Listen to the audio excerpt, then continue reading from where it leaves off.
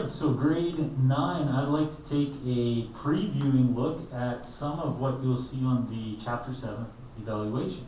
So it is a work in progress, so it may look slightly different in the end, but here it is. So we do have a set of sources in the beginning that we ended up creating 8 questions for, so I'm pretty excited about that. Yesterday we spent significant time talking about this guy and this quote, so I figured it was fair to put him on the evaluation. Yesterday we also looked at that Macintosh 1984 commercial, and we talked about how 1984 won't be like 1984, so I said, you know what, I should probably put that in the evaluation. Yesterday we spent some time looking at an article about the 5 truths about fashion, so I summarized the article into, here's the 5 truths. And yesterday you guys found some sources for me, and I really like this one, so thank you again. Open up a Coke, open happiness. So, for example, to an opponent of consumerism, so somebody that doesn't like consumerism, thinks consumerism's bad. The quote from source 1, so I'd read the question and I'd go back to, okay, what's the quote? Okay, so that's the quote, we're pretty familiar with it. What does that quote do? Is the quote acceptable or is it unacceptable? Is it acceptable because it understands luxuries or needs? Is it acceptable as it links advertising with intensifying misery? Is it unacceptable as it implies that our broken minds are caused by consumerism? Is it unacceptable because it presents an unfair opinion about the nature of corporations? So the key is here. The key in this question is here.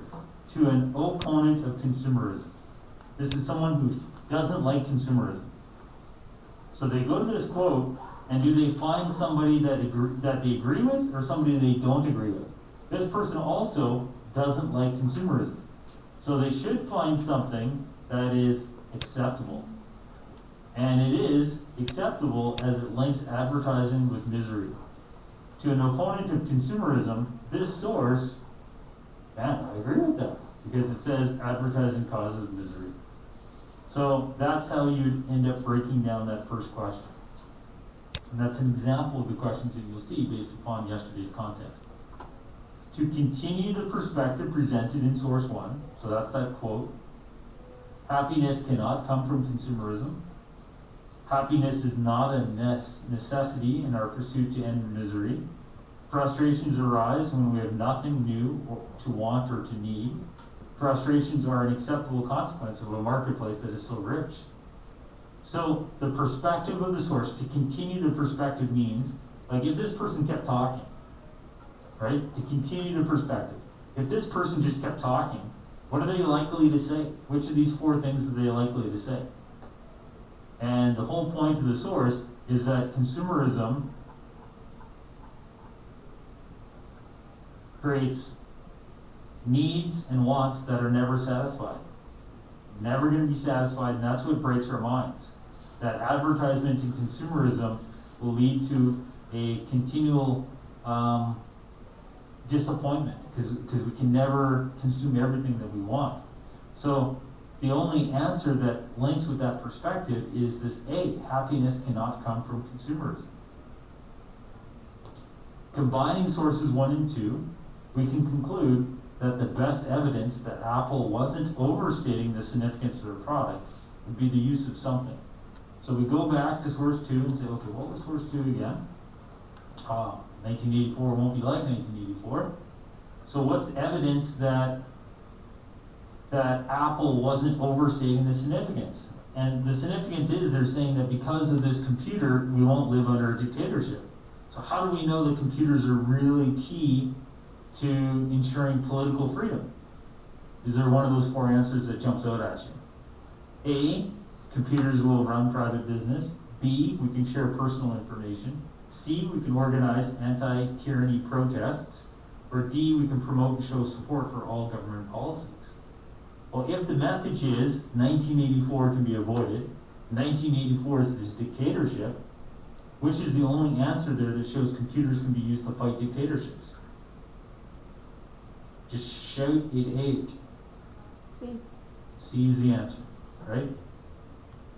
So, we're using the content from yesterday, and we're organizing these questions these are 100% fair questions in the sense that it's exactly what we covered. It's not like it's a test that I created 25 years ago, and it's like, well, dude, we didn't even talk about this. This is literally from our conversations. So that's the benefit, right? Based on the details within source 3, so now we go to source 3 and say, okay, what's the details? The details is that the fashion industry is misleading us, and there's all these 5 things here. So based on the details within source 3, the intended response is to convince governments to regulate business. Okay, so is this saying, hey, government, come do this? So the fashion industry gets a lot of flack these days. The excess, the overly sexual advertising, the humanitarian issues, the waste, the lawsuits, the list goes on.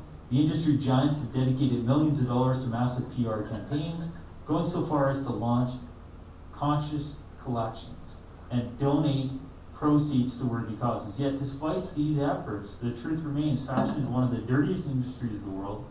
And here's what they don't want you to know. Here's what they don't want you to know. So, are they sending this message to the government of the United States? No. This is a message being sent to people so that next time I buy clothing and it's got beading or sequencing on it, I can say, you know what? These pants have, really nice beading on it, but because it's got these beads on it, it's probably a product of a sweatshop that employs children. Or next time I go and buy some clothing, maybe I should be considering that, oh man, there's lead and hazardous chemicals in my clothing. Now actually that's making me think of, by bringing more clothing into my house, I'm bringing in more hazardous chemicals in my house. It's not in my best interest to have a big pile of clothes right next to where I sleep.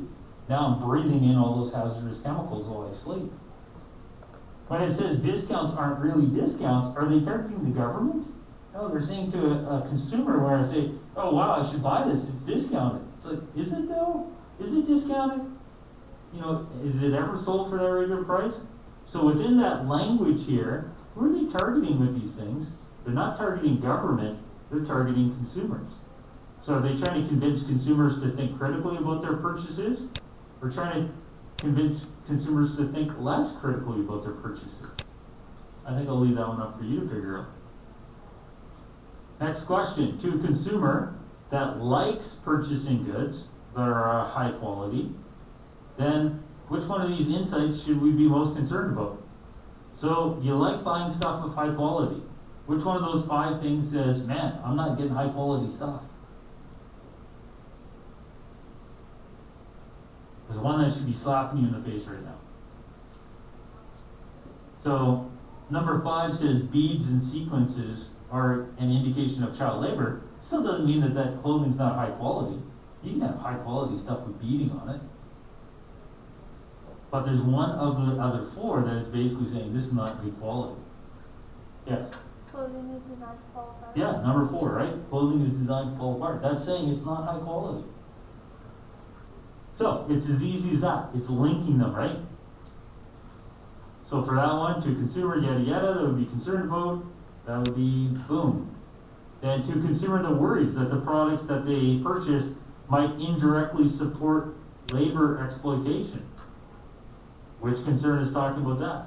Which one of these 5 things is saying, you know what, you're buying something but it's supporting exploitation of labor? 5. Number 5, right? So, I think you have a chance to get close to 100% on the Chapter 7 evaluation. I think that a number of people may be looking back to Chapter 6 and saying, oh, that was not great. So let's do great on Chapter 7. Take care of Chapter 6 by the time of the final exam. But in order to do well on Chapter 7, we need to be alert in the moment.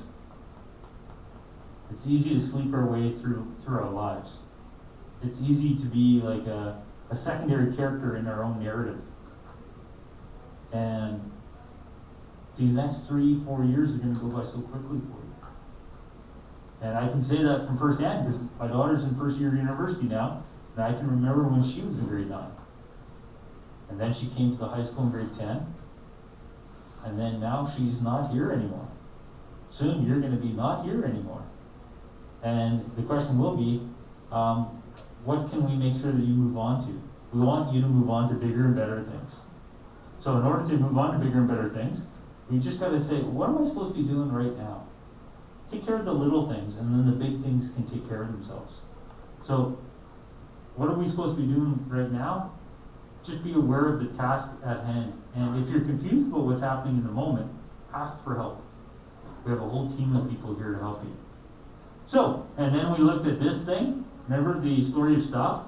Remember I copied it? I did take the little head out because I thought it looked creepy. But this is straight recall. And I even said, you know what? Here, I'm snipping it from the video. I even said, I'm snipping this. Because this is a great source. And she was talking about a certain type of an economy. And if you weren't paying attention, you're going to be guessing for number 9. And then there's other questions about that same cycle. So I'm kind of up, actually that's number 12 there, so this is probably going to be number 15. I'm up to getting close to number 20 already.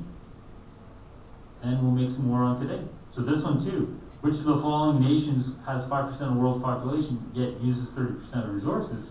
You might be able to figure that out if you weren't paying attention yesterday.